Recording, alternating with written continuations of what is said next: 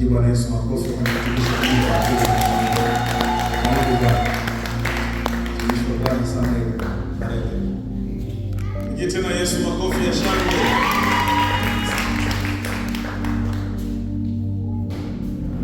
Bwana Yesu asifiwe. Karibu mtumishi. Bwana asifiwe.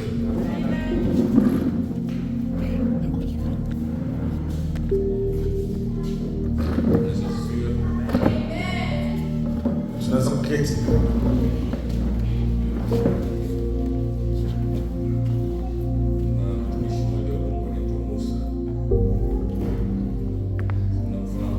Amen.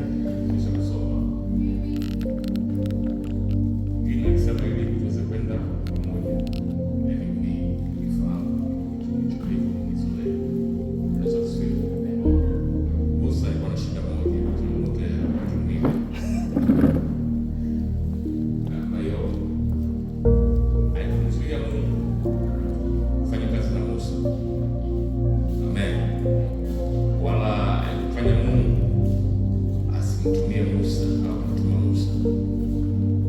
Amina. Musa alikuwa na kigumizi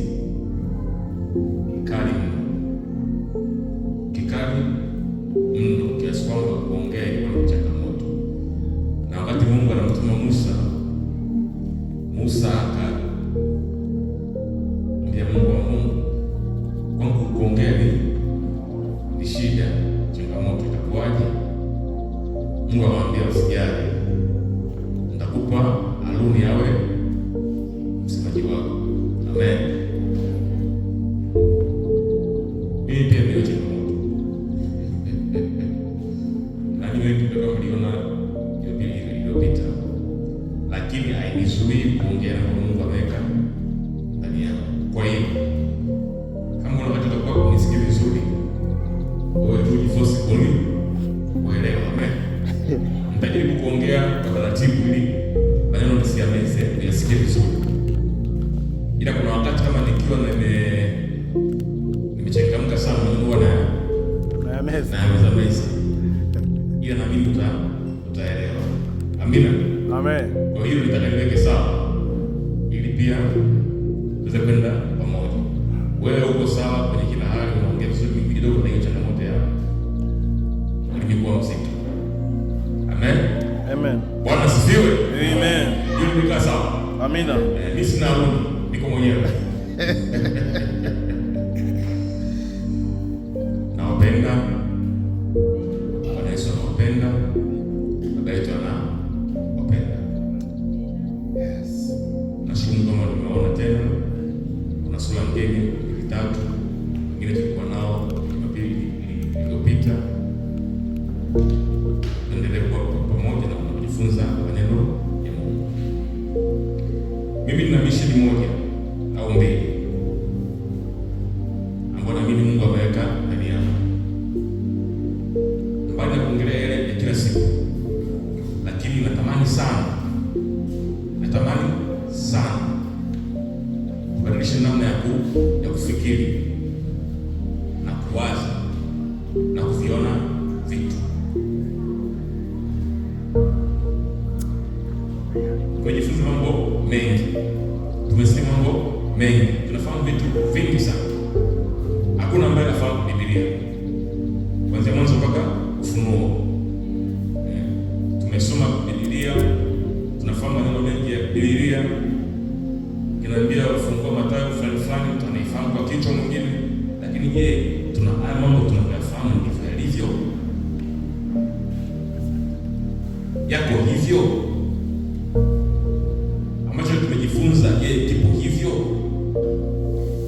Kwa mimi ni mtu ambaye naweza kusema kama ni mchokozi. Napenda kuona mambo katika muono mwingine, kwamba sawa, hapa tumefundishwa hivi, hapa tunafahamu hivi, lakini je, ndivyo ilivyo hivyo? Amen. Yaani hivi nilivyoambiwa hivi ndivyo hivi ilivyo? Hivi ambavyo nimefundishwa kwamba hiki nikisoma hapa ndio hivi? Mimi napenda kuchunguza imani ambayo naamini. sio dhambi wala sio kosa, japo tunaambiwa tusihoji, tuamini, twende. Lakini je, hivi nilivyoambiwa hivi ndio hivi? Sababu naamini kwamba roho ya Mungu ipo. Amen. Nikiwa naomba, nikiwa nasoma maandiko, roho ya Mungu ipo, inaninong'oneza, inaongea na mimi. Haikuongea tu na Paulo ikaishia kule, kwamba imeishia kwa Paulo au imeishia kwa Yohana. Ipo ni kwa ajili ya sisi wote, mtu yote ambaye kumwamini Yesu kwa Bwana na Mwokozi wake. Roho ya Mungu ipo, inasema naye. Na hata wale ambao bado hawajaamini, roho ya Mungu inaongea siku zote. Je, unasikia? Unasikiliza? Na kuongea kwa roho ya Mungu sio masikioni huku, ni kwenye ufahamu wako. Amen. Mungu anaongea kwenye ufahamu wako. Maandiko, wakati unasoma maandiko, unasikia nini? Kile ambacho unakisikia kile kipo sana kile ambacho unajifunza siku zote. Amen. Siku mtu ananielewa ninachokiongea. Amen. Kwa hiyo roho ya Mungu inaongea siku zote. Kwa mfano, tuliongea mara kuhusu Yesu. Yesu ni nani? Tunajua, tumesikia vitu vingi. Lakini je, hivyo ndivyo ilivyo? Kwa mimi napenda kuona zaidi kile ambacho nimejifunza au kufundishwa kanisani kwangu, kwenye zebu langu. Amen. Na Mungu anaongea hadi kesho. Kupitia nani? Kupitia Kristo Yesu mwana wake. Roho ipo, tujifunze, tubali kusikiliza. Amen. Na hii sio kama tu mimi peke yangu, hata mwenyewe ukiwa umekaa na Biblia unasoma, Mungu anaongea na wewe. Jiruhusu kusikiliza. Haijalishi ushasikia nini, angalia tena, sikiliza. Bwana Yesu asifiwe. Leo nataka tuongelee vitu vitatu. Tutakavyoenda tutaendelea, lakini nilikuwa na hamu sana tuangalie ile Yohana 1:1. Moja kati ya maandiko nukuu maarufu sana kwenye dini yetu ni hiyo Yohana 1:1. Ukienda katika dhehebu yote ya Kristo yote, Yohana 1:1 ni maarufu mno. Bwana asifiwe. Yohana 1:1 tunarudia 14, tunafunga mjadala hapa. Ni maarufu mno. Kwa hiyo nataka leo tuangalie Yohana 1:1 kwa pamoja, katika muono mwingine ambao labda hatujazoea, lakini tuangalie, tuzungumze, tunazungumza, tuongee. Alafu pia tutagusia kwenye waraka wa kwanza wa Yohana, pia nao ile 1:1 tutaangalia haya. Lakini Bwana asifiwe, ambaye kafika hapa atusomee Yohana 1:1. Yohana sura ya kwanza na mstari wa kwanza. Tusoma kama ilivyoandikwa. Hapo mwanzo kulikuwako neno, naye neno alikuwako kwa Mungu, naye neno alikuwa Mungu. Endelea kusoma mpaka tuanze. Huyo mwanzo alikuwako kwa Mungu. Vyote vilifanyika kwa huyo, wala pasipo yeye hakikufanyika chochote kilichofanyika. Ndani yake ndimo ulimokuwa uzima, na ule uzima ulikuwa nuru ya watu, nayo nuru yang'aa gizani, wala giza halikuiweza. Palitokea mtu ametumwa kutoka kwa Mungu, jina lake Yohana. Huyu alikuja kwa ushuhuda, ili aishuhudie ile nuru, wote wapate kuamini kwa yeye. Huyo hakuwa ile nuru, bali alikuja ili aishuhudie ile nuru. 9. Kulikuwako nuru halisi, amtiaye nuru kila mtu akija katika ulimwengu. Mstari wa 10. Alikuwako ulimwenguni, hata kwa yeye ulimwengu ulipata kuwako, wala ulimwengu haukumtambua. 11. Alikuja kwake, wala walio wake hawakumpokea, bali wote waliompokea aliwapa uwezo wa kufanyika watoto wa Mungu, ndio wale waliaminio jina lake, waliozaliwa si kwa damu, wala si kwa mapenzi ya mwili, wala si kwa mapenzi ya mtu, bali kwa Mungu. Naye neno alifanyika mwili, akakaa kwetu, nasi tukauona utukufu wake, utukufu kama wa mwana pekee atokaye kwa Baba, amejaa neema na kweli. Yohana alimshuhudia, akapaza sauti yake akasema, huyu ndiye niliyenena habari zake, ya kwamba ajaye nyuma yangu amekuwa mbele yangu, kwa maana alikuwa kabla yangu. Kwa kuwa katika utimilifu wake sisi sote tulipokea, na neema juu ya neema. Kwa kuwa torati ilitolewa kwa mkono wa Musa, neema na kweli zilikuja kwa mkono wa Yesu Kristo. Hakuna mtu aliyemwona Mungu wakati wowote.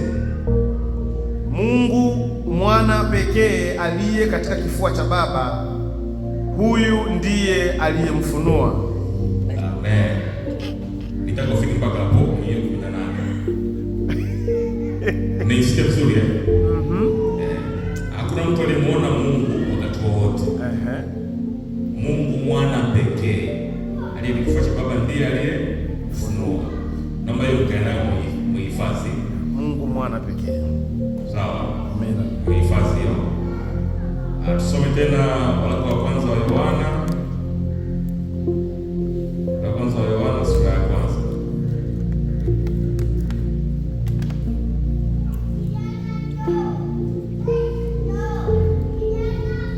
Sura ya kwanza.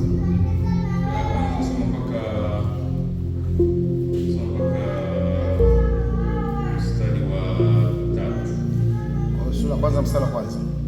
Sura ya kwanza mstari wa kwanza. Sura ya kwanza anzia mstari wa kwanza mpaka mstari wa 3.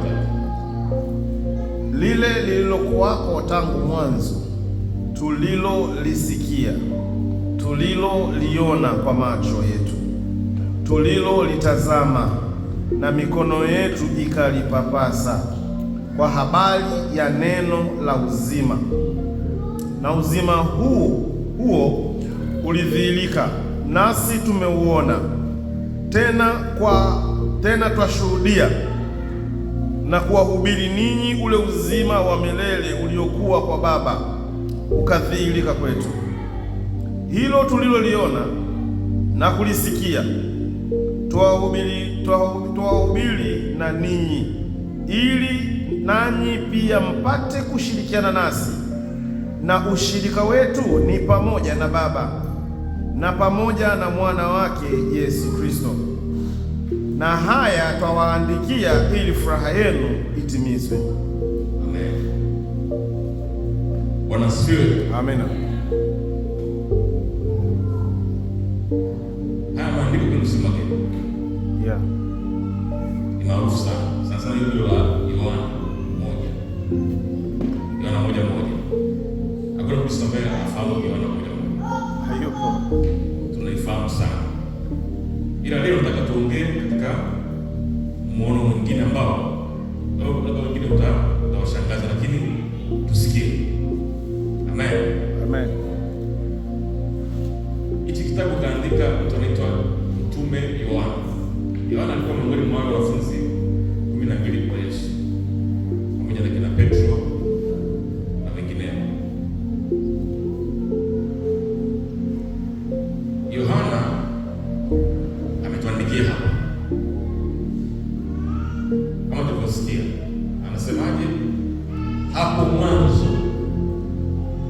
kulikuwako, tena hii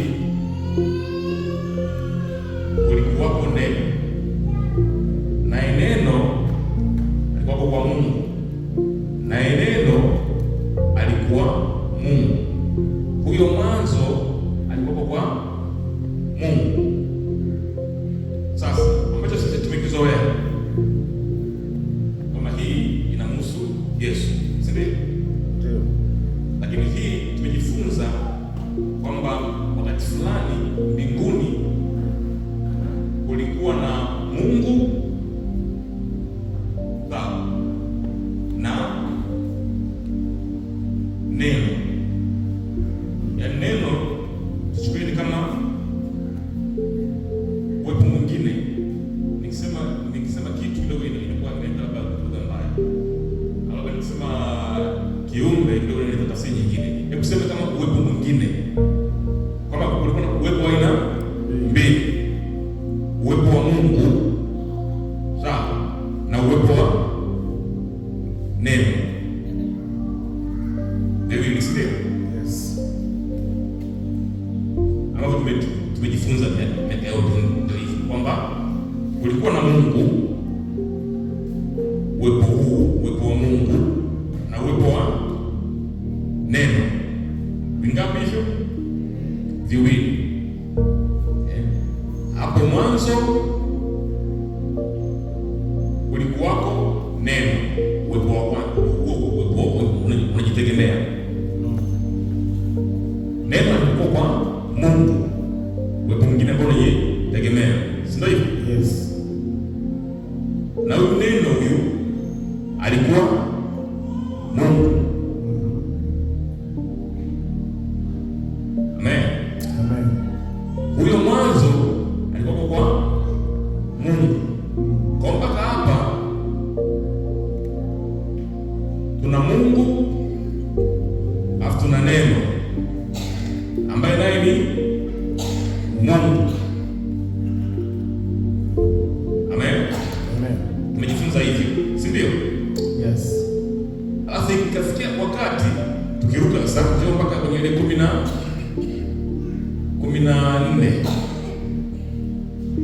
inasema,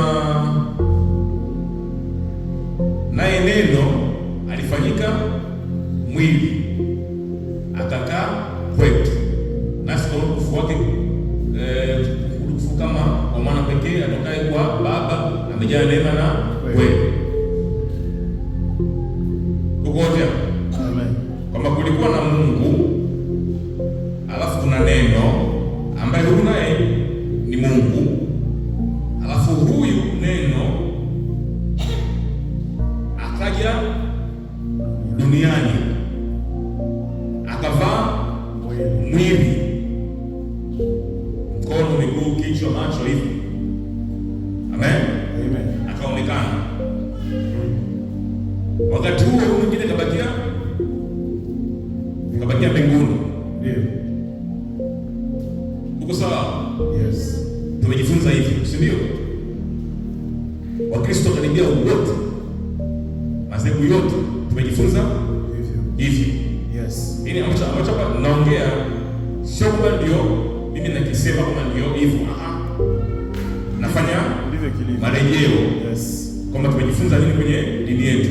Tumejifunza hivi kwamba kulikuwa alikuwa neno, huyu neno alikuwa kwa Mungu, alafu wakati fulani akaja akavaa mwili. Amina. Yes. Alipovaa mwili ndio akawa Yesu. Yes. Kwa huyu akawa yuko huku sasa, ndio tunamwita Mungu Mwana. Alafu kule akabakia Baba. Mungu mwingine ndio alitwa Baba. Kwa hiyo wangapi hao? Wawili. Sasa hii kwenye kuelezea ndio tunakuta vitu kama mafundisho ya utatu tumejifunza kwa huko, tunayafahamu kama tuna Mungu Baba, alafu tuna Mungu Mwana. Sasa kuhusu ile nyingine ya tatu tukianza kwenye haya wawili hawa. Yes.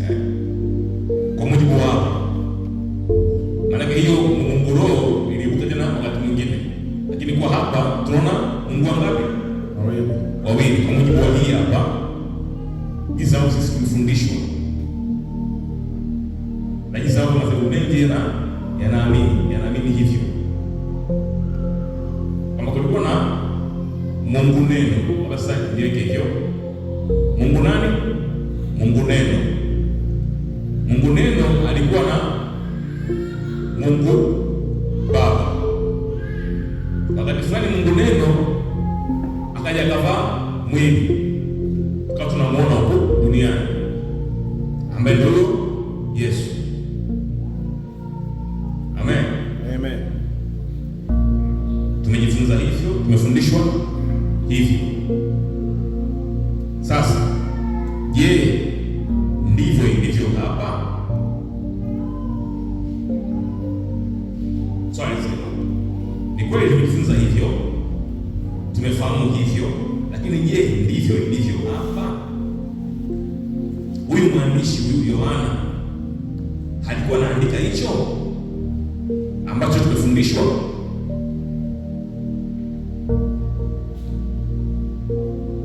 Haya kaandika Yohana. Sawa? Yohana alikuwa anaandika hivyo ndio sisi tumefundishwa. Sababu kaandika mwingine, afu mwingine akaja akachukua yale ambayo mwingine kaandika akayatumia kufundisha sisi kitu fulani. Si unanielewa? Amen. Hii kaandika Yohana. Sawa? Wakaja watu wengine wakati fulani wakachukua ambacho Yohana amekiandika, wakasema jamani, hapa ni 1, 2, 3. Alafu kawa ni msingi, ikawa ni fundisho la kudumu, limeenea katika madhehebu yote ya Kristo. Swali, je, Yohana alikuwa anamaanisha hivyo au tunaingizwa chaka?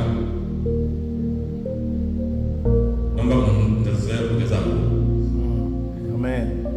Au tunaingizwa chaka? Sasa tukienda hivyo ambavyo tumefundishwa siku zote, hapa tunakuwa na miungu ngapi? Miungu wawili. Kwamba kulikuwa na Mungu mbinguni akiwa na Mungu mwingine, huyu mwingine akashuka, mwingine akabakia kule juu.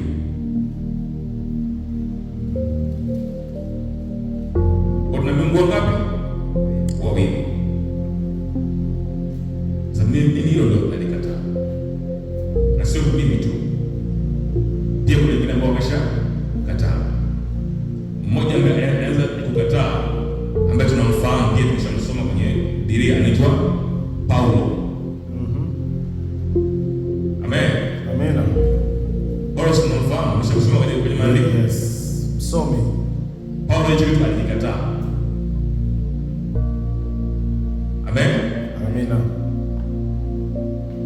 Ile kilomita tulisoma kwenye Wakorintho wa kwanza, ilikuwa na sawa hivi nani? Wakorintho wa kwanza nafikiri 8 ile. Tusome tena, afu nitaendelea. Daudi hapo. Nataka uone Paulo alisemaje. Nafikiri 8 Wakorintho wa kwanza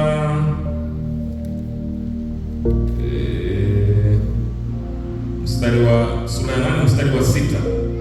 Nitasoma kwa pamoja. Okay. Inasema hivi: lakini kwetu sisi Mungu ni mmoja tu, aliye Baba. Yes. Hapo kinatosha. Paulo anasemaje? Kwetu sisi Mungu ni mmoja tu. Lakini kwetu sisi Mungu ni mmoja, aliye Baba. Hatuna miungu mingi, kwamba labda kuna Mungu Baba na Mungu Mwana. Mungu ni mmoja tu, aliye Baba. Amen. Mmoja tu, aliye Baba. Hatuna Mungu mwingine, ni huyo mmoja, Baba yetu. Amen. Hapa chini akiendelea anasema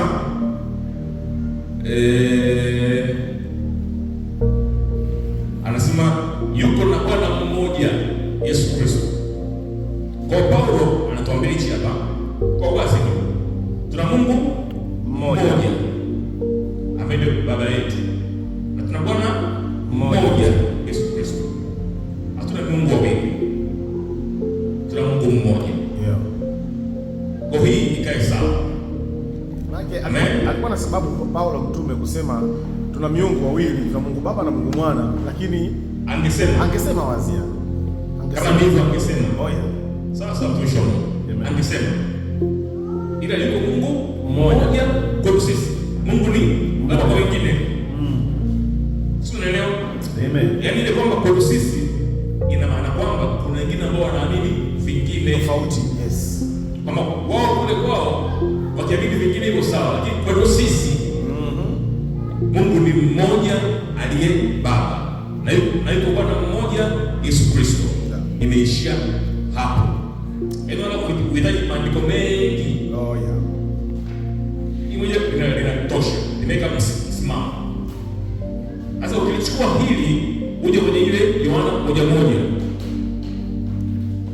Unaweza kuona kama sana inabishana, kinzana, lakini asibishani. Ufahamu wa Paulo ndio pia ulikuwa ufahamu wa Yohana. Yes. Hao watu walikuwa wapo wakati mmoja na walimtumikia Yesu Kristo tu, walikuwa mitume wote. Ufahamu wa Paulo pia ndio ufahamu wa Yohana. Wakati Yohana anaandika hiyo Yohana 1:1, pia alikuwa na ufahamu ambao Paulo alikuwa nao, kwamba Mungu ni mmoja, Yesu ni Bwana. Katika ufahamu huo Yohana alikuwa nao ndogo sana, ufahamu wa Paulo, ndipo kaandika hapa, hapo mwanzo alikuwako neno. Amen. Amen. Neno lilikuwako kwa Mungu na lilikuwa Mungu. Amen. Amen.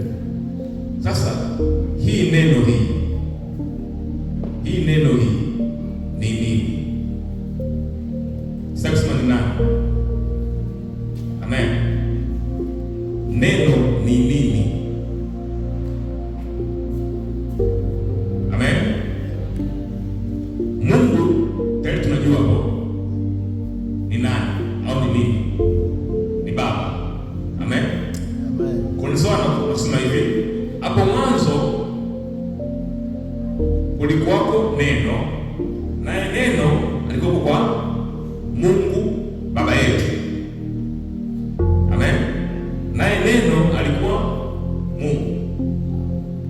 Huyu neno au hii neno ni nini? Ni nani? Kwa shule ndio iwe hapa, ili mwisho wa siku tuweze kumfahamu Yesu kwa usahihi, kwamba sasa Yesu inakuwaje.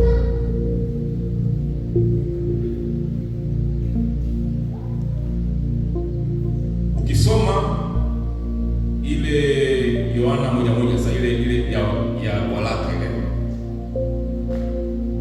Yohana kaandika vizuri zaidi bwana. Tayari tukishasoma ndio check tena hapa ili tuende vizuri.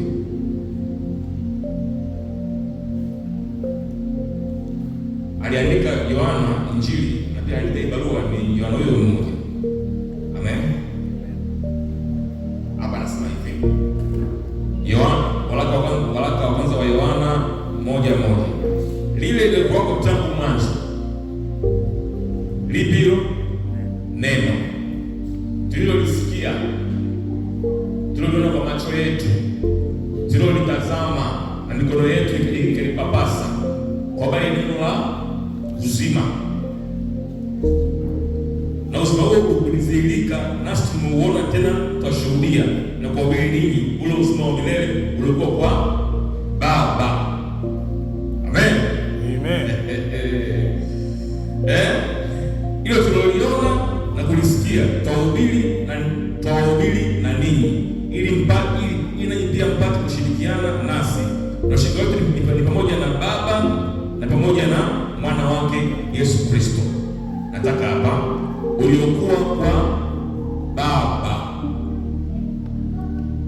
Amen. Amen. Neno la uzima.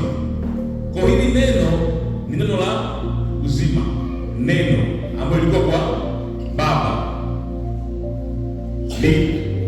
likaja likazirika, tukaliona. Hapa anajiongelea yeye Yohana, sababu wao walikuwa na hiyo fursa ya kumwona Yesu. Kalipapasa neno la uzima, hiyo ndio kwa wahubiri. Neno ni nini? Neno ni nani? Nini maana ya neno kufanyika mwili? Naona haya maswali ambayo mtu anataka kujiuliza. Je, neno kufanyika mwili ndio hiyo kwamba Mungu fulani alivaa mwili? Hapana, sio hivyo. Umedanganywa muda mrefu.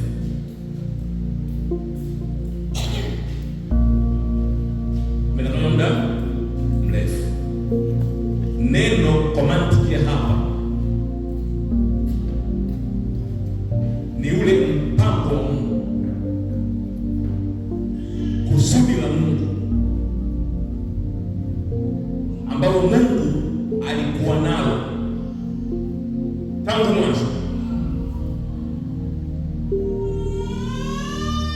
Ile kusudi la Mungu, ule mpango wa Mungu ulifika wakati katika utimilifu wake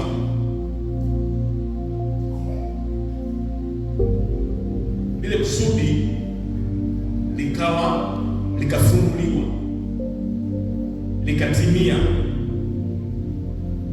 katika majira ambayo Mungu alikuwa ameyapanga,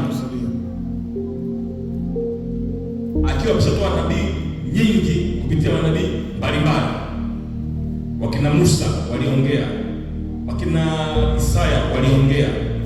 Mungu alikuwa na kusudi, Mungu alikuwa na mpango wake.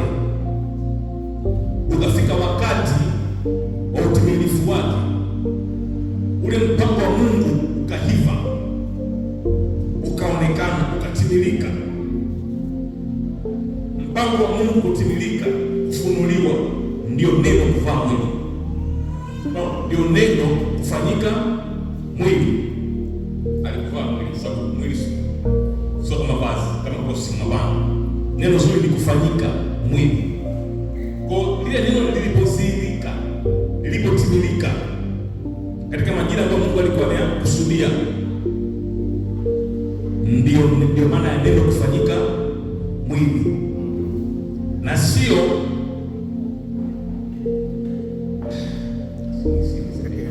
nakusa neno zuri la Kiswahili.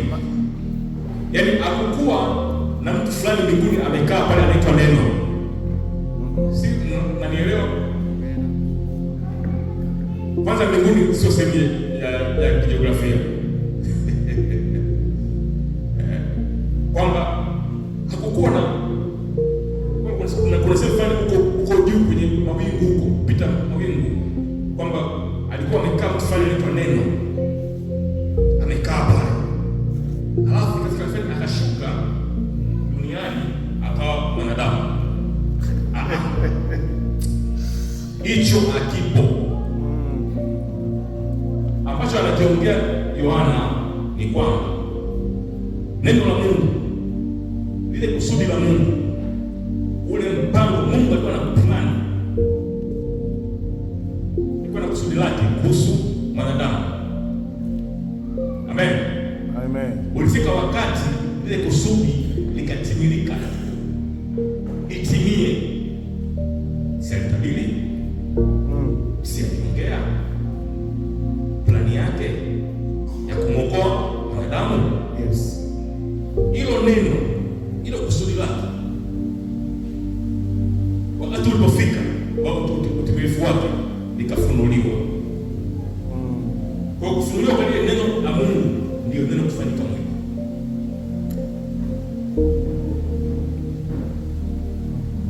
Lilifunuliwaje? Kupitia Yesu, kupitia Sinaeleweka? Amen. Kwa hiyo picha ambayo tumekuwa muda mrefu tunafundisha kwamba neno ni Mungu mwingine anaitwa Mungu Mwana, alikuwa mbinguni akashuka akavaa mwili. Kwanza mwili unavaaje mwili? Kama alivaa mwili, lini aliuvua? Hilo swali si alivaa. Kama mwili kama kuna kuvaa mwili, kana kwamba ni costume, ni nguo fulani. Lini aliuvua huo mwili? Hajawahi kuvua. Aliondoka nao. Sio alikufa. Ndio. Wakazika kwenye ile pango. Ndio. Akakaa siku 3. Ndio. Akafufuka. Ndio. Na ule mwili. Yes. Ila wa utukufu. Yes. Walipiga msumari, alikuwa na makovu, si? Oh yeah. Alimwambia nani yule? Filipo. Njoo niguse. Tomaso. Ni Tomaso, njoo niguse. Njoo papase. Shika kwenye ubavu uone hapa. Ni mimi yule. Makovu. Ni mimi. Sio mzuka. Magawa walifikiri labda ni mzuka wa ghost. Kamia, njoo niguse. Na nyama na mifupa. Yaani ambacho kilibadilika ni kwamba kabla hajafa ilikuwa ni nyama na damu. Alipofuka ikawa nyama na mifupa. Mwili alikuwa nao, aliuvua. Wakati anapaa, si uliona anaenda. Kuna kitu kilidondoka kwamba labda vazi limevuka mwili. Aliondoka nao. Na anao mpaka leo. Kama unapata neema anapotokea, kama hatimaye anatokea wakina Yohana, anaona mwili, anamuona, si ndio hivyo? Alivuliwa kwa dhana ya kwamba kuna Mungu fulani anaitwa Mungu Mwana, alishuka akavaa mwili. Hiyo dhana ni uongo wa kidini kwenye dini yetu. Kuna ambao wanafahamu, kuna ambao hawafahamu. Hiyo ni uongo. Hakujawahi kuwa na Mungu Mwana mbinguni aliyeshuka akavaa mwili akaitwa Yesu. Huo ni uongo. Ambacho Yohana amekiongea hapa ni kwamba kulikuwa na kusudi la Mungu, ambayo ile kusudi lilikuwa kwa Mungu. Ulifika wakati ile kusudi likafunuliwa. Manifested. It was manifested. Likawa mwili, likawa fresh, likaonekana. Bwana anasema tukalipapasa, tukaliona. Neno la uzima. Oh yeah. Amen. Yaani Kristo alikuwa anatembea, ule ufunuo wa Mungu uko pale. Kwa hiyo hapa tujifunze na tuelewe. Mungu ameongea kitu kizuri sana kupitia Yohana. Yes. Kama Mungu alikuwa na kusudi lake kuhusu mwanadamu, wokovu wa mwanadamu. Ile kusudi aliliongea kwenye Torati, aliongea kupitia Musa, pia kupitia manabii mbalimbali. Majira yalipotimia likadhihirika ndani ya Kristo, likaanza kuishi, likatimiza kazi yake. Kwani Mungu anasemaje? Nafikiri kwenye Isaya. Yeah, umetuma neno. Anasemaje? Neno langu atanirudia Ule. Amen. Neno lake. Mungu ana neno lake. Akilituma alitamrudia Ule. Ndio hili sasa.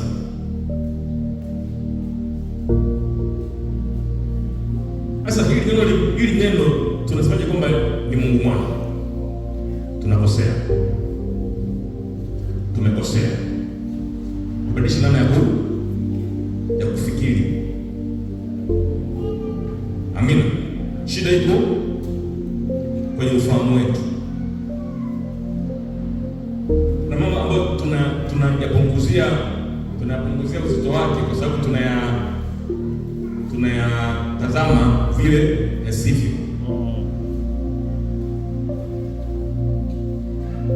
Sasa ukielewa hii, ukaenda na kule kwenye Warumi 8:29, wale waliojua tangu asili akafanya hivi, inaona na huko sasa. Ile kujua tangu asili ndio hili za kusudi la Mungu. Wale waliojua tangu asili akawachagua, akawaita, akawahesabia haki ili wawe watoto wake, kwa mfano wa mzaliwa wa kwanza ambaye ni Kristo Yesu. Sasa hiyo ndio kusudi la Mungu. Huo ndio mpango wa Mungu ambao lazima tufahamu kama Mungu alikuwa na kusudi lake, alikuwa na mpango wake. Huo mpango ulitimiaje? Ulitimia lini? Sasa usipoenda hivyo, ujumbe ambao Yohana amekusudia unaukosa. Sababu kila ukiamka wewe kwako Yohana moja ni swala la Yesu ni Mungu. Lengo linapotea. Yaani badala uone ambacho Yohana anataka hapa akiongee kuhusu uzima wako. Wewe unaona opposite. Unaona kitu kingine kabisa. Yaani wewe ukisikia Yohana moja unakimbilia Yesu. Yesu ni Mungu. Si hapo. Si neno. Si alikuwa akavaa mwili.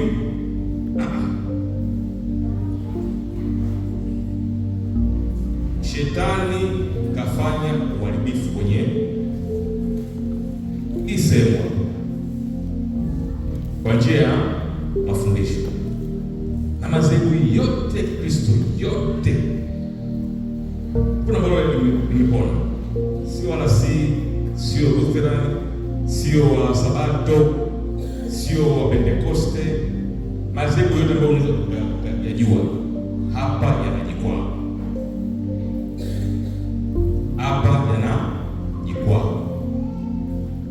na watu ni wakali mno, wanakwazika kabisa, wakali mno. Nafikiri umemkata nyama kwenye mwili, wanaweza hata wakakufanyia kitu kibaya kabisa.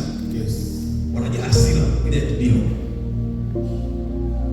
ukikosoa, kwa sababu kwao kwenye dini yetu tumefundishwa hivyo.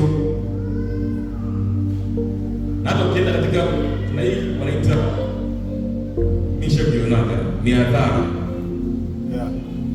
unakuta watu wa dini ya Kikristo na dini ya Kiislamu, nafikiri nimeshawahi kuona wanaweka pande mbili, kunakuwa na meza na viti vimejaa pale juu vitabu, Biblia za aina zote na Qur'an na kila kitu vimejaza hapo, wanabishana. Nafikiri nimeshawahi kuona hicho kitu. Yaani typical swala la kidini. Hakuna Mungu bwana. Hakuna Mungu bwana. Kwa hiyo wanakaa kule watu wa kambi ya Kristo, huko wanakaa kambi ya dini ya Kiislamu. Wanabishana. Yesu ni Mungu au sio Mungu? Wanaweza kwenda asubuhi mpaka jioni. Na mshindi apatikane. Kesho wanarudia tena. Wanaahirisha. Mshindi hajaje kupatikana. Sababu maswali mengine majibu hayapatikani. Ili kuwa na mshindi lazima majibu yapatikane ambayo hayana shaka. Amen. Amen. Sasa wenzetu wa Kikristo ambao wanaenda kwenye miadhara kubishana, kuna sehemu huwa wanakwama, majibu wanakosa. Kwa mfano wakiulizwa kama Yesu ndiye huyo Mungu, ilikuwaje aseme kwamba lazima wewe ndio huu wa kujua wewe Mungu wa pekee wa kweli, Yes. na Yesu Kristo uliyemtuma? Wakipigwa hili swali wenzetu wao wanapoteana. Lazima wote. Utajibuje sasa? Hamtajibu. Hii kitu Yesu mwenyewe kaongea, wakujue wewe Ndio. Mungu wa pekee wa kweli, wa pekee wa kweli, na Yesu Kristo uliyemtuma. Swali moja tu, kama hasa kama Yesu ndiye huyo wa pekee wa kweli, huyu aliyetuma huyu nani sasa? Oh yeah. Je, alijituma? Labda. Na sauti ilivyosema tena, huyu ndiye mwanangu mpendwa ninayependezwa naye, msikilizeni yeye. Aliyekuwa anaongea kule juu ni nani? Na huyu aliyesimama duniani hapa ni nani? Hiyo sauti iliyotoa hilo ni ushuhuda. Hakika ni ushuhuda. Yeah. Kama Mungu alimshuhudia mwanawe kwamba huyo ni mwanangu, msikilizeni yeye. Na hapo ulikuwa unafikia ule unabii ambao Musa alitoa kwamba Mungu atawainulieni nabii kama mimi, msikilizeni yeye. Kwa Mungu alipotoa ushuhuda kuhusu Kristo, alikuwa anamshuhudia Yesu Kristo kwamba ni mwanangu, na hii mwanangu tutakuja kuongea kwa wakati mwingine kwamba kwenye jamii ya Kiyahudi mwana wa Mungu ilikuwa na maana gani? Yes. Mwana wa Mungu ya Yesu sio swala la kuzaa kama uzazi wanawake wanapenda kuzaa beba. Ina maana yake. Amen. Tutaongea siku nyingine. Kwa hiyo kama Yesu aliongea hivi kwamba ana Mungu wake, yuko Mungu pekee wa kweli ambaye ndio kumtuma Yesu. Tukiwa na Yesu kama ndio Mungu, sasa tunakwama na tunaharibu maandiko, tunaharibu kusudi la Mungu bila kujua, ila tunaswaga tunaenda. Sasa Yohana 1:1 hiyo ni hivi, inazungumzia kusudi la Mungu. Hapo mwanzo kulikuwa na mpango wa Mungu, kulikuwa na kusudi la Mungu. Ili kusudi sio la mwanadamu, sio la malaika, sio la mapepo, ni la Mungu, lilikuwa kwa Mungu. Amina. Ulifika wakati wake likafunuliwa. Lilifunuliwaje? Ndio kufanyika mwili. Kufanyika mwili ni kitu ambacho kinaonekana. Amen. Kwa lugha ambayo hapo Yohana ametumia ni hiyo, kufanyika mwili, ili kusudi la Mungu likafunuliwa, likawa dhahiri. Lilifunuliwaje? Kupitia Kristo. Na kusudi la Mungu tunalifahamu. Ndio kumbusho. Nani anataka nimkumbushe? Onyesha mkono. Twende. Warumi 8:29.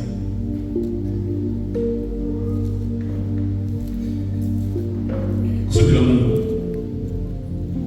Mungu amekuwa na kusudi lake, amekuwa na mpango wake, na ulitimia katika Kristo Yesu. Amina. Tasoma. Maana wale aliwajua tangu asili, aliwachagua tangu asili wafananishwe na mfano wa mwana wake, ili yeye awe mzaliwa wa kwanza miongoni mwa ndugu wengi. Nimesikia habari ya nyumba ya Mungu. Chakusikia hilo neno. Yeah. Nyumba ya Mungu. Nyumba ya Mungu kwa wengine, familia ya Mungu. Amen. Amen. Mungu alikusudia, alipanga awe na nyumba yake, sio ya miti, sio ya matofali, sio ya mabati, sio ya chuma. Amina. Nyumba yake katika roho. Hii nyumba, familia iwe na watoto wengi wa kila lugha. Amina. Kila taifa, kila rangi, kila hali, ili kusudi limetimia katika Kristo Yesu. Njia ilikuwa ni hiyo. Kwa hiyo kusudi la Mungu ambalo lilikuwa na Mungu likafika wakati likafunuliwa, likatimilika ndani ya Kristo, ili Mungu awe na watoto wake. Na watoto hawa nani wa kwanza? Kristo Yesu. Yaani ukiyafahamu haya unajitambua wewe ni nani. Unatembea ukijua wewe ni nani. Wewe ni nani? Mtoto wa Mungu. Mungu anakuzaa kupitia Yesu kwa njia ya roho yake. Unakuwa mtoto wa Mungu. Ujifahamu hivyo. Ukijifahamu hivyo, inakuwa kichwani vizuri, utaanza kuishi hivyo. Ukitembea unajiona hivyo.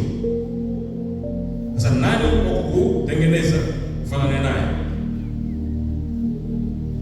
Nani? Kristo Yesu. Yeye ndio wa kwanza. Kwa tunaangalia pale, kuna mtu mmoja anaitwa Paulo, alishakuongea kitu vizuri sana kwa wale ambao walikuwa na kufundisha yeye na kuhubiria. Aliwaambia hivi, nifuateni mimi kama mimi nakumfuata Kristo. Mimi nakumfuata. Unaiona hiyo? Nifuateni mimi. Yaani Paulo anamfuata Kristo. Sasa hawa wanafundisha yeye wageni. Wanawaambiaje? Nifuateni mimi. Mimi nafuata Kristo ndio wa kwanza. Na nyie igeni mfano wangu. Ukimuondoa Kristo kule mbele, Paulo anafuata nani?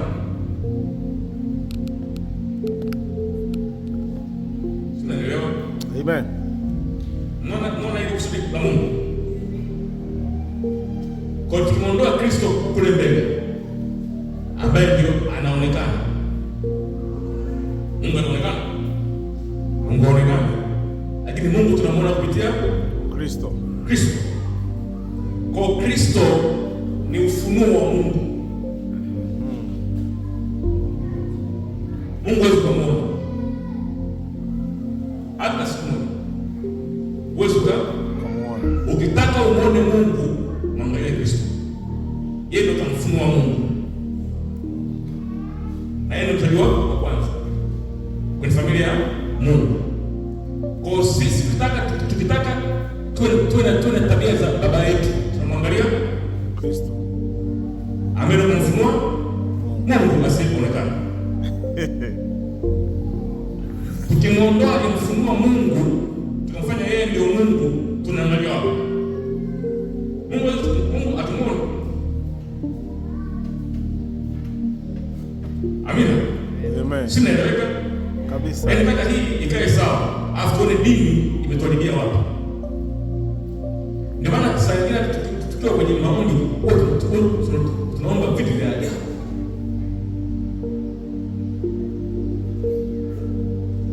Tunanisikia? Angalia ile sala ambayo Yesu alikuwa anaomba kwenye Yohana 17. Sala moja nzuri sana. Tupige kelele.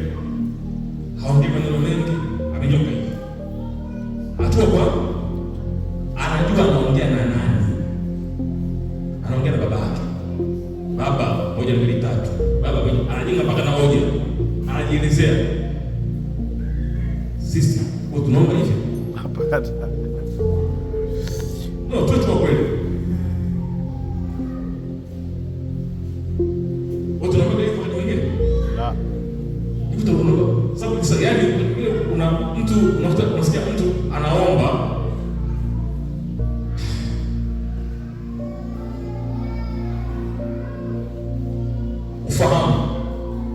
Ukiwa na ufahamu sahihi, hata namna yako ya kuongea na Mungu inabadilika.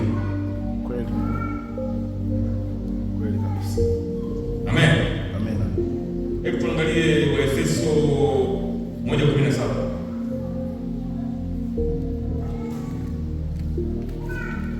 Mimi sipigi makelele kama wale wainjilisti wanaofoka. Yes. Amina. Lakini naamini kuna sinzia. Sababu mnachoongea ni uzima. Efeso 1:17. 1:17. Isome. Mungu wa Bwana wetu Yesu Kristo, Baba wa utukufu, awape ninyi roho ya hekima na ya ufunuo katika kumjua yeye. Amen. Huyu ni Paulo. Hii barua alikuwa anaandikia kanisa la Efeso. Anawaambia hivi, Mungu wa Bwana wetu Yesu Kristo, Baba wa utukufu, awape ninyi roho ya hekima na ya ufunuo ya kumjua yeye. Kwanza hapa unaona Paulo alikuwa na kufahamu tofauti na watu sisi kwenye madhehebu yetu mengi. Anasema Mungu wa Bwana wetu Yesu Kristo. Huyu Mungu wa Bwana wetu Yesu Kristo huyu nani? Sisi kwetu Yesu ndio Mungu mwenyewe. Tumemaliza. Sio hivi? Kujua dini. Au Ndio. sio hivi? Ehe. Paulo anasemaje? Na huyu ndio kaandika ile Wafilipi ngapi? Mungu wa Bwana wetu Yesu Kristo. Mungu wa Bwana wetu Yesu Kristo. Huyu Mungu ni yupi? Ni nani? Sababu yupo na huyu ndio Mungu wa Bwana wetu. Yaani Yesu Bwana wetu ana Mungu wake. Hii ingie ikae vizuri. Isikushinde. Bwana wetu Yesu Kristo ana Mungu wake. Huyo Mungu wa Bwana wetu Yesu Kristo na Paulo anamuomba. Anamuomba huyo Mungu wa Bwana wetu Yesu Kristo, Baba wa utukufu huyo, awape wale wa Kristo wa Efeso roho ya hekima na ufunuo wa kumjua yeye. Kumjua nani? Yeye, kumjua huyo Mungu. Mimi pia ndio maombi yangu kwamba Mungu wa Bwana wetu Yesu Kristo, Baba wa utukufu, atupe sisi roho ya hekima na ya ufunuo ya kumjua yeye. Amina. Na Mungu sio ajabu mchoyo. Sisi tuko tayari kujifunza upya. Bomoa ambayo umeshakasikiaga, jenga upya. Amina. Amen. Tamfahamu tofauti kabisa. Na nikwambie kitu kimoja. Swala la kumjua Mungu ni swala la kimahusiano. Yes. Ni swala binafsi. Hata hiyo wengine huwa hawaifahamu. Ni swala ni personal relationship. Ni swala la uhusiano binafsi. Ni wewe na Mungu. Wewe umwite Baba, yeye akuite mwanangu. Sio swala la kijumuiya. Kwa hiyo tuko wengi hapa. Yeah. Atakayeamua kufuatilia hiyo atafanikiwa huko. Yes. Amina. Amen. Roho ya Mungu ipo. Wewe mwenyewe una utayari upi? Niko na vitu vingine huwa nikivifikiria mpaka wanavyogopa. Huyu bwana ni rafiki yangu. Mpaka nafika hapa haikuwa rahisi.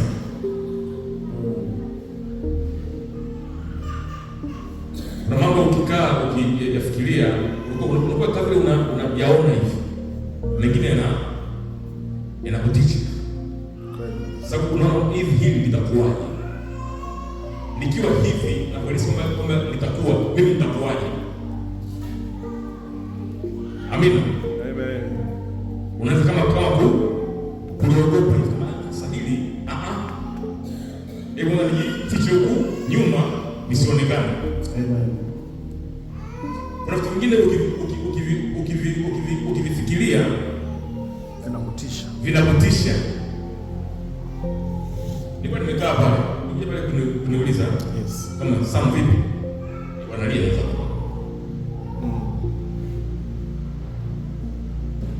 Kuna kifani nilikuwa nakitafakari. Kikaniletea kifani kama ambayo yani ilinitisha. Unahisi kama vile kifo kinataka kupasuka. Sasa Mungu, hili linakuwaje? Mimi sitaiweza. Kaanza kulia. Unifanya nini? Ile bwana mimi nalia. Mtu mzima mtanalia. Unajua anajao. Iko kweli kabisa. Nafikiri usema unafahamu ukiona mtu zina na zangu hizi nimekaa nalia kutoka makamasi. Sijapigwa na mtu. Ajabu. Na wala sipo kwenye unajua wale wengi tunalia kwenye maombi. Yes. Tunaweka hiyo kitu kama tumekalili.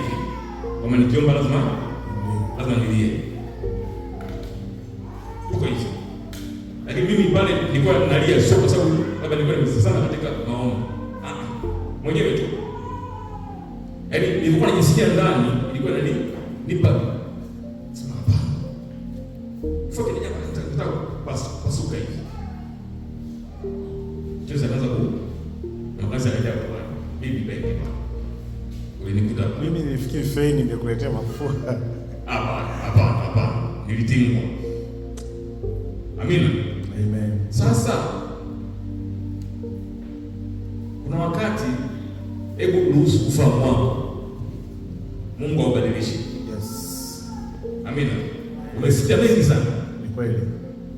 Ila ukiruhusu Mungu akupe ufahamu mwingine inawezekana. Na usijali kama watu watakuonaje. Ndio. Watu watakuchukuliaje. Ndio. Waache wakuone watakuona. Ndio. Watakuita mwasi. Ni kweli. Watakuita umekengeuka. Waache. Acha Bwana kutengeneza. Yesu pia aliitwa hivyo. Yes. Ukisoma ile Luka 4 ile ni nzuri sana. Kwanza nzuri sana. Inaelezea jinsi ambavyo Yesu alikuwa mtu wao. Na walikuwa wanamfahamu. Siku alipoongea tofauti na mazoea yao, wakamkasirikia. Na wanataka hata kumuua kule Nazareth. Of course, plani za kumuua zilianzia hapo. Chakamo kabisa. Yes. Wakamtoa kwenye sinagogi. Wakaenda kwenye kama korongo hiyo wamtupe. Lakini wakati ulikuwa bado. Akaporomoka akapita katika songo. Ila walikwazika naye.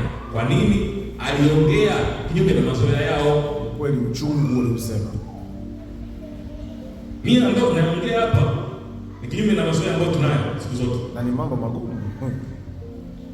Yohana 1:1 ndio iko hivyo. Mimi sio wa kwanza. Sisemi mimi ndo wa kwanza. Najua kuna ambao umeshaongea wengine. Na hapo wengine wanaongea sehemu nyingine. Lakini unapoongea kinyume na mfumo ambao tumezoea, lazima kutakuwa na shida. Amina. Ila isikuzuie kuongea. Na pia isikuzuie kujifunza zaidi na zaidi. Mruhusu Roho Mungu akufundisha, akufunulie, akuoneshe hapa ilikuwa na maana gani. Huyu mwandishi mwenyewe alikuwa na maana gani? Sio mpaka uende chuo cha Biblia. Msidanganyane. Mambo ya vyuo vya Biblia tumelekeana wenyewe hapa duniani na mifumo yetu ya kidini na kiserikali. lakini kumjua Mungu sio mpaka uende chuo cha Biblia. Paulo kaombea watu hapo. Yeah. Kaombea. Umeona pale amongelesha kwenda chuo cha Biblia? No. Kaomba hivi. Mungu kwa Bwana wetu Yesu Kristo, Baba wa utukufu, awape ninyi roho ya hekima na ufunuo ili mumjue yeye. Amongelea chuo cha Biblia? Kwamba sasa hebu jipangeni, tafuta ada uende chuo cha Biblia miaka 3 ili umjue Mungu. Hapana.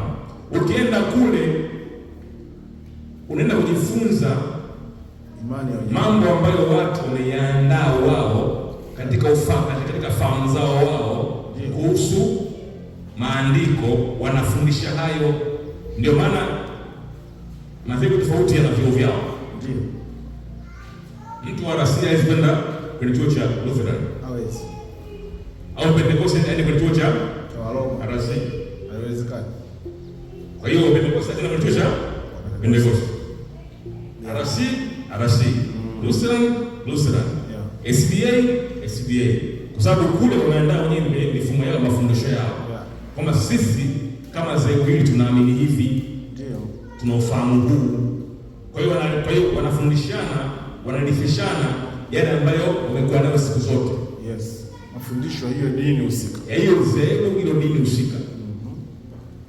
Hayo ni ya wao. Ya Mungu ni yapi? Sasa mimi nakwambia Yohana 1:1 ni hiyo. Tusijaribu. Hapo mwanzo Mungu alikuwa na kusudi lake. Sasa nisoma hivyo kwa lugha yangu sasa.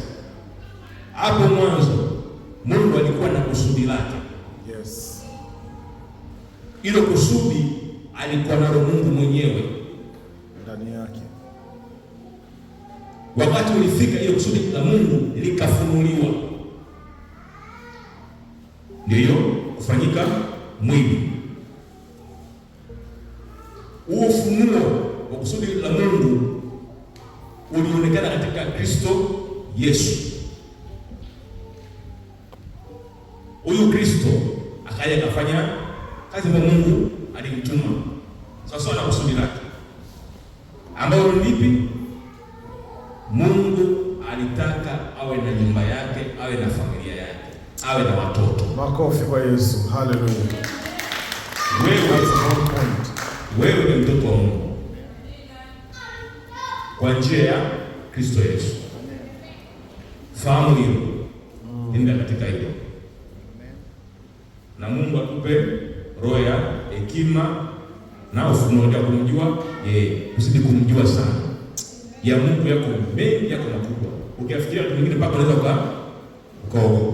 Lakini tumestahili kuyafahamu haya. Bwana Yesu asifiwe. Amen. Bwana Yesu asifiwe. Amina. Amina. Leo tuishie hapo. Makofi kwa Yesu. Hallelujah. Next Sunday tena tutaongea kitu kingine, tutaenda kujifunza pamoja. Lakini nitakuwa nafanya hivyo. Nitakuwa natafuta zile sehemu ambazo dini imetudanganya. Amina. Amen. Dini imetudanganya kwenye maandiko. Tusimulike hizo moja baada ya nyingine, tuzione katika uhalisia wake, tujifunze upya. Mungu awabariki sana. Amina. Kwa Yesu wa Kristo. Amina.